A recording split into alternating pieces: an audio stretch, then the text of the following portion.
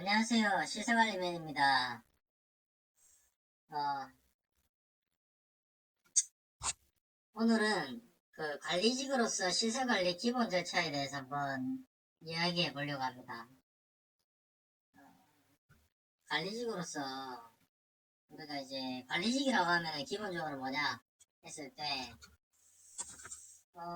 정기 안전관리자, 그 다음에, 관리직의 요건, 최소 기준, 이라 했을 때, 정기 안전관리자,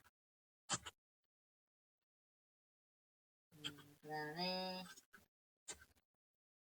소방안전관리자, 기계 설비 유지 관리자,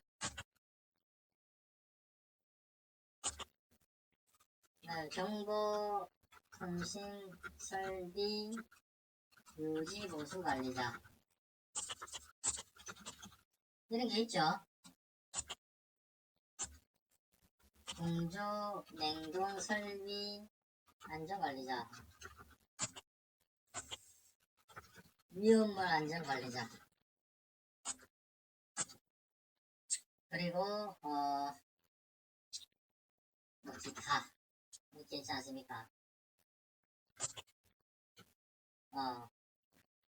관리직이라고 하면 이제 최소한 이런 게 있고, 그 다음에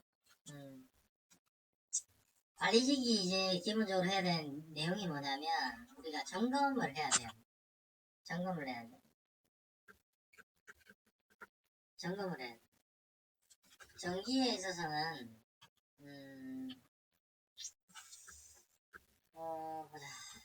전기 분야 같은 경우에는 어떻게 됩니까? 전기 안전관리 규정이란 걸 작성을 해야 되죠. 그렇게 해서 전기 안전관리 규정이라는 걸 작성해야 돼요.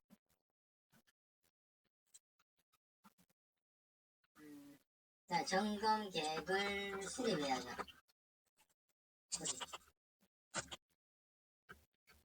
그리고 소방 분야 같은 경우에는 소방계획서 등 자체 점검도 있죠. 이런 것도 있고, 그 다음에 기계 분야 같은 경우에는 성능 점검을 해야 돼. 성능 점검. 그 다음에 정보통신 분야 같은 경우에도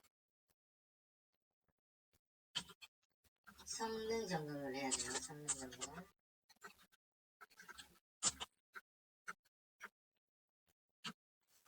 기타 이렇게 되겠죠.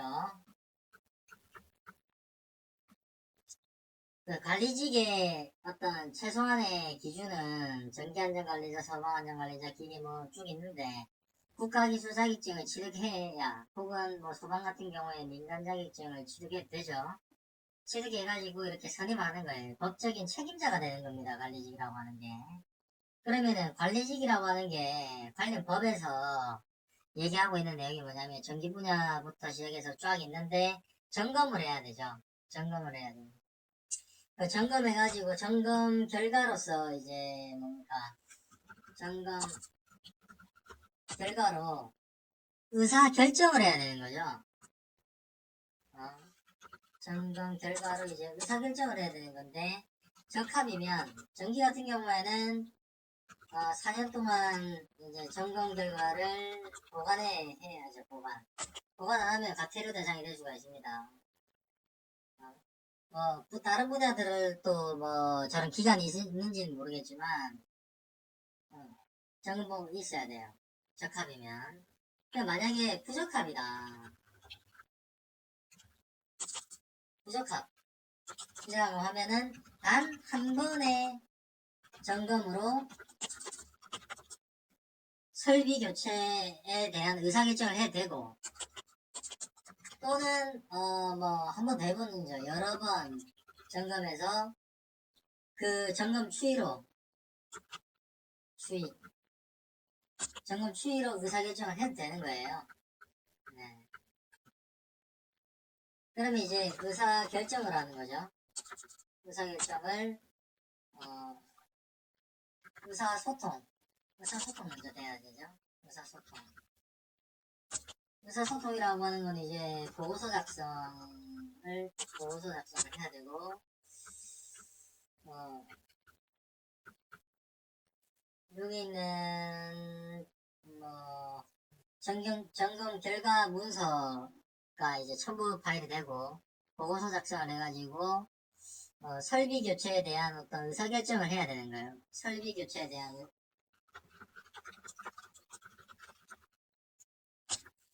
그러면은 이제 이 의사결정이 되고 나면 이게 뭐냐면 예산을 집행하는 근거가 되죠.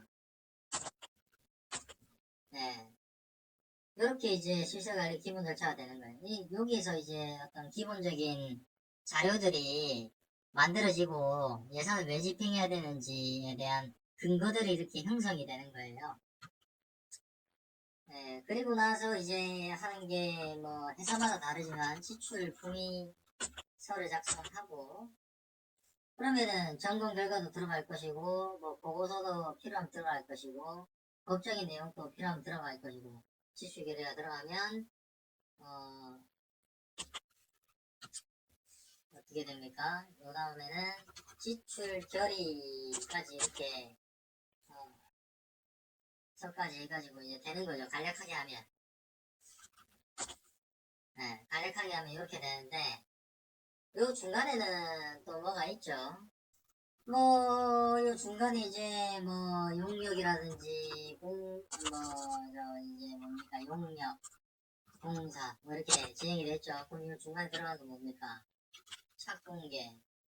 착공계라든지 착수계라든지 그 문서도 이제 받을 것이고 그 다음에 감독도 해야 되겠죠?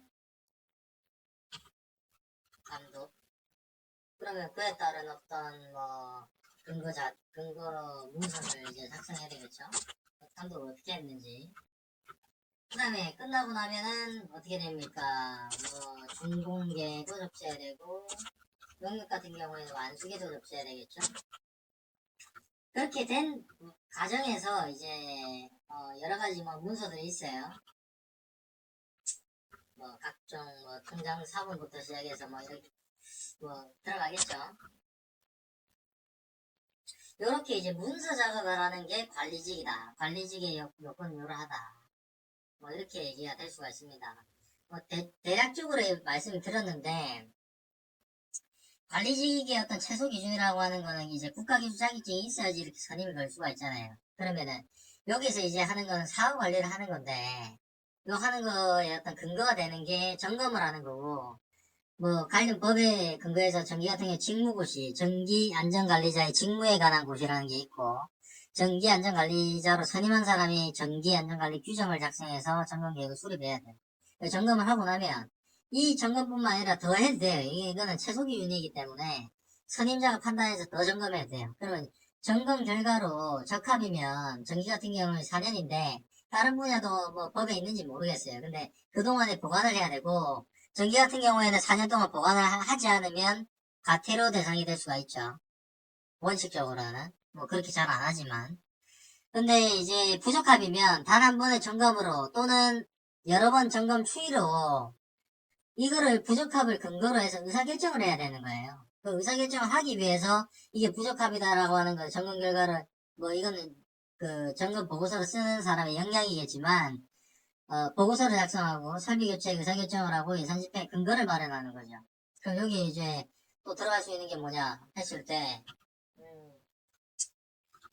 정전을 한다라고 했을 때 설비의 이해 당사자와의 소통 문제도 있겠죠. 그리고 정전을 최소화해야 된다 이런 얘기도 있을 거고 이런 것들이 뭡니까? 점검 결과, 의사결정, 품위서 지출결의 중간에 다 많이 생략됐지만은 다 문서 작업하는 거예요. 관리직이라고 하는 거는 문서로 아,